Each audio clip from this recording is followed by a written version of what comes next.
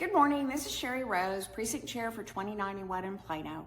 I just want to remind you that we have an election going on in Plano right now for Plano City Council Place 7. Colleen Aguilar Epstein is running for that position against Shun Thomas. I am all in for Colleen. I would love to see her get elected.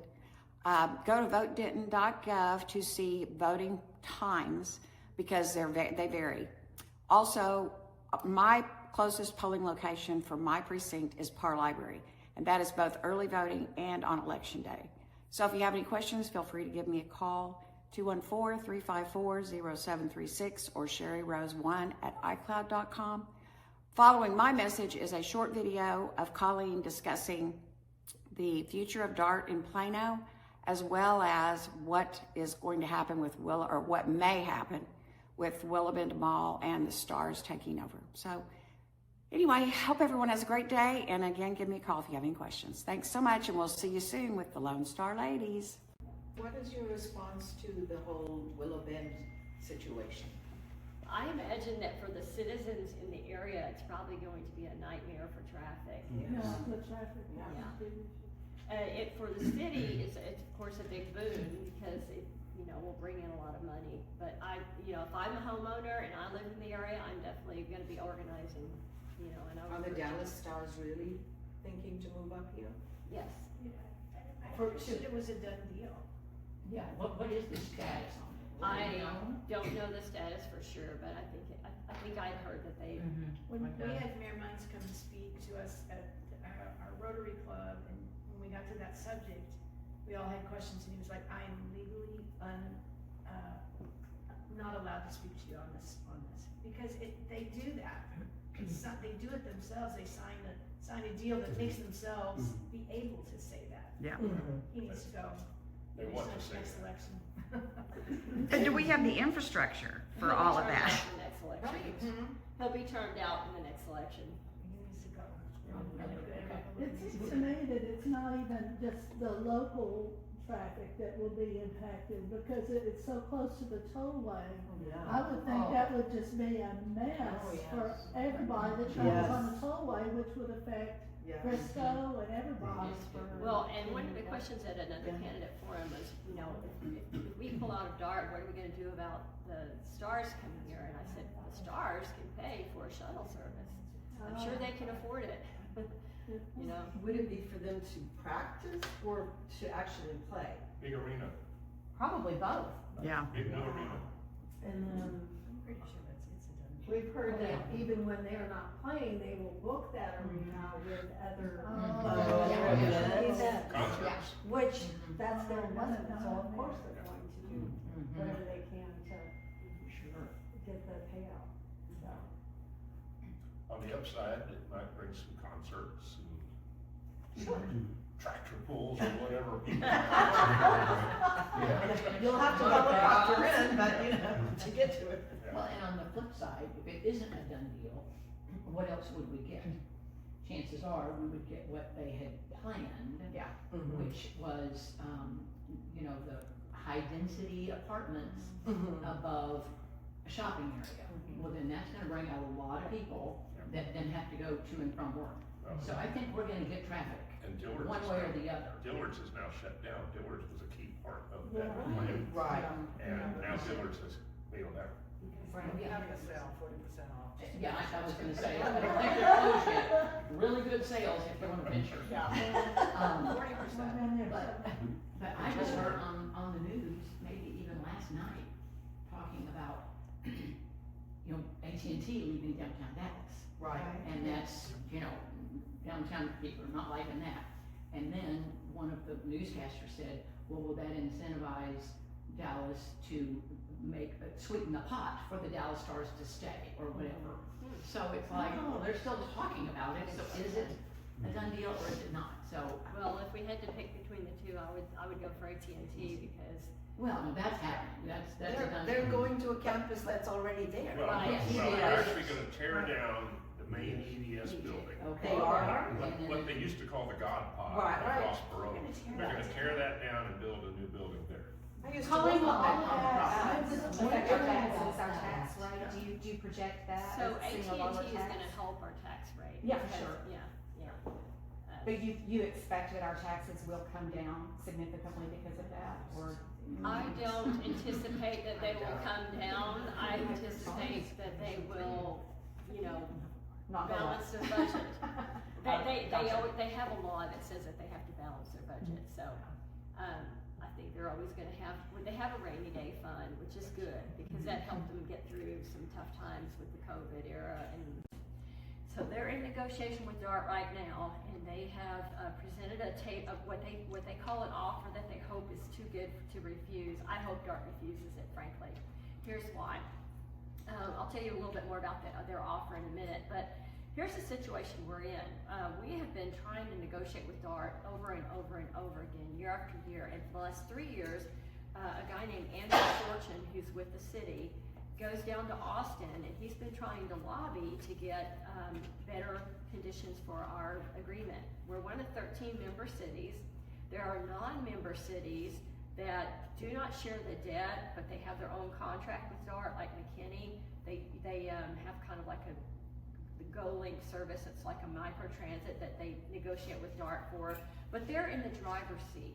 We are not in the driver's seat. We are one of 13 member cities. We pay more than our fair share in many ways, more than one. The 13 members do not divide it equally. It's based on population. So our contribution and our negotiation and all that, it's very, very inequitable, let's just put it that way. So one of the things that Andrew has been trying to get passed at the legislature is that we would be able to put this on as a referendum to the citizens earlier than 6 years. Every 6 years we're allowed to do this. So if we do not, for some reason, have that election, and if we either have the election and residents get bamboozled into thinking that we need to stay in it for some reason, it's another 6 years before we can get out. Oh. Now here's the problem.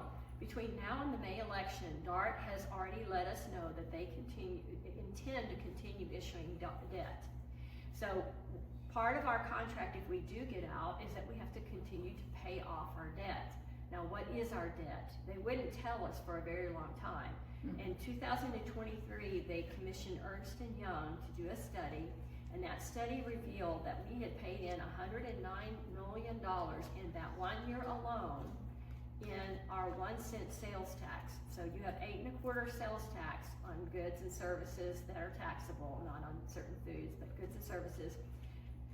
6 1/4 goes to the state, and then that 2 cents can either go to the city, or the city can vote to have that tax go to many other things.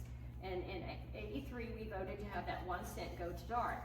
So 1 cent of $109 million, that means that we also got 1 cent into the city. So we got $109 million in our city coffers, and then we had to pay out $109 to the Texas comptroller, who gives it to DART. Out of that $109 that went to DART, we only got back $44 million in services. So that $65 million is going into the system outside of our boundaries. Now, obviously, we do need, once you go from here to Richardson to the Silver Line or whatever, you need that continuity of service. So we need to be paying something into it. But $65 million, and we're only getting back 40. We're not even getting back half of what we're paying into it. So it's very inequitable. We've asked for certain things like, hey, let's have our GoLink go from bubble 1 to bubble 6. No, you have to go from bubble 1, get off at bubble 2, catch another one, go from bubble 2 to bubble 3.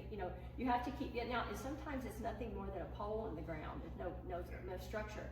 So, we have asked, and another thing that we've asked DART was, please just return 1/4 of our penny back to us in cash like they do for Houston. No, they don't want to do that. So we have made good faith efforts trying to negotiate.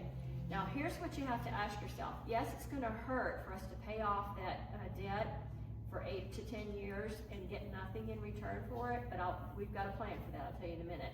But you have to ask yourself, where will we be 10 years from now if in 6 years if we don't pull out, and say we decide to pull out again 6 years from now.